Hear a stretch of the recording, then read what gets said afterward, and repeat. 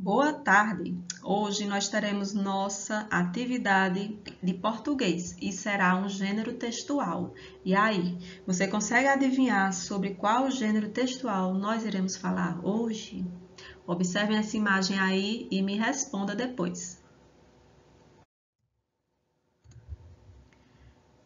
Isso mesmo, receita culinária. Nós iremos trabalhar com o gênero textual receita culinária. Bom, você já sabe que nós estamos falando de uma receita culinária, que é um gênero textual que nós iremos trabalhar hoje. Então, você observa aqui que nós temos quantos retângulos? Temos 3, não é isso? O que será que tem por trás desse primeiro retângulo? O que é tão importante numa receita e que fica centralizado logo acima de todo o texto? É o título da receita, isso mesmo. E depois do título? O título é importante porque a partir do título nós sabemos o que a gente vai fazer, qual receita será feita.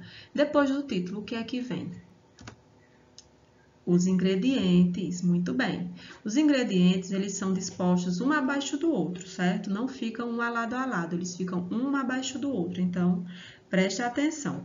Depois do título, depois dos ingredientes, o que é outra coisa importante de uma receita? O modo de preparo, muito bem. O modo de preparo tem que seguir à risca para que nossa receita dê certo. Tem mais uma coisinha importante, não menos que os outros. Por quê? Porque a gente precisa saber o tempo de preparo dessa receita. Quanto tempo ela vai ficar na geladeira, no congelador, quanto tempo ela vai ficar no forno, no fogão, para que nossa receita saia gostosa e boa, que todo mundo goste dela, tem que ficar no tempo certo. Então, aqui por trás eu coloquei novamente. A gente vai descobrir qual receita está por trás desses retângulos. O título é Palitinho de Frutas. E os ingredientes para o preparo do palitinho de frutas são 5 cachos de uva, 5 caixas de morango, 10 maçãs, 20 bananas, 30 palitos de churrasco sem ponta e meio quilo de achocolatado em pó. Observe que os ingredientes estão colocados um abaixo do outro. Ó. Tem um aqui, tem um logo abaixo, vão seguindo um abaixo do outro, certo? E agora vem o quê?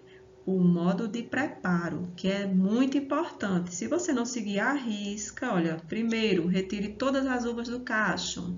Segundo, lave todos os morangos, depois as maçãs, bananas. E assim você vai seguir toda a receita à risca para que tudo saia direitinho, para que sua receita dê certo. Se você não seguir o modo de preparo de forma correta, sua receita vai fracassar e ninguém vai gostar.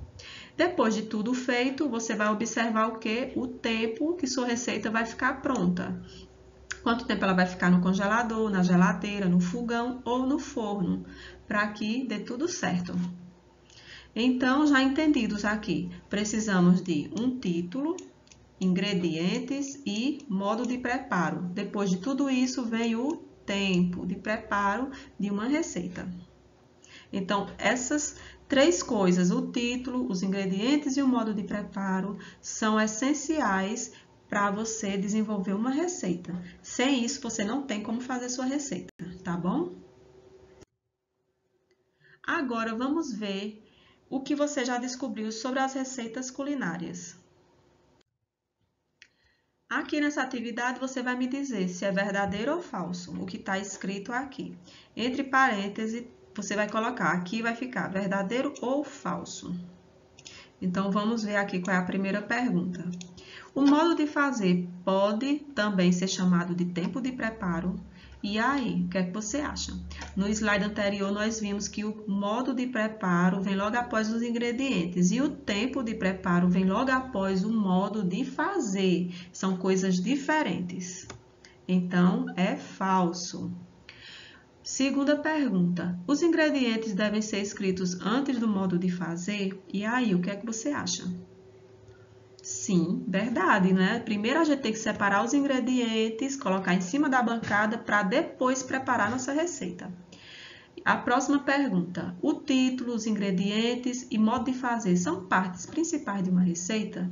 O que é que você acha? Dê pause para responder, viu? É verdadeira. Essa pergunta é verdadeira. O título, ingrediente e modo de fazer são partes essenciais de uma receita. A próxima: o título da receita se refere ao alimento que será preparado? Sim. Lógico que sim. Quando a gente coloca suco, vou fazer o quê? Um suco de manga, um brigadeiro de chocolate. Então, a gente já sabe, um mousse de maçã, um mousse de abacaxi, o quê? O que mais aí, gente? Um pavê. Então, a gente já sabe o que é que vai fazer a partir do título. Depois do título, a gente separa os ingredientes para depois fazer a receita. Então, o modo de fazer é escrito na ordem que as ações devem ser feitas? Verdade. E os ingredientes devem ser listados um ao lado do outro? Não, né? Os ingredientes são listados um abaixo do outro. E o modo de fazer pode apresentar numerais para indicar a ordem que as ações devem ser realizadas? Sim. Em algumas receitas, sim. Já tem outras receitas que não precisam. Por isso que eu coloquei FV, porque tem algumas receitas que não são necessárias a numeração. Já tem outras que são essenciais para que sua receita dê certo. Dicas para escrever uma receita. Observem aqui, logo acima das perguntas, tem um quadrado em cinza que tem o quê? Modo de fazer, receita, direita, ingredientes, inteira e título. Então, a gente vai responder as perguntinhas. A número 1 diz o quê? O texto palitinho de frutas é uma... Isso mesmo, é uma receita. Na pergunta 2, receitas são iniciadas com um título, isso mesmo, que fica centralizado logo acima. Antes de você começar a sua receita, a primeira coisa que você escreve é o título centralizado na página. Pergunta 3. Esse tipo de texto possui dois grandes blocos de informações, que são, depois do título vem ingredientes e modo de preparo, modo de fazer. Pergunta 4.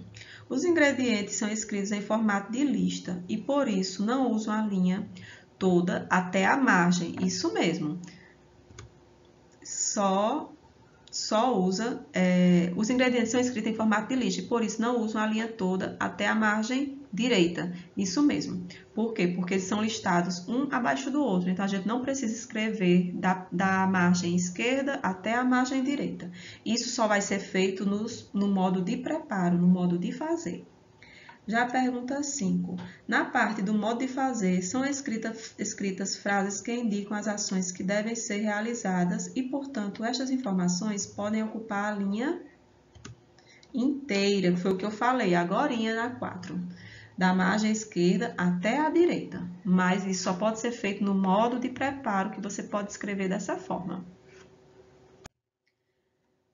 Agora é o nosso momento fluência. Muito importante você ler aí esse momento. Vamos prestar atenção na leitura.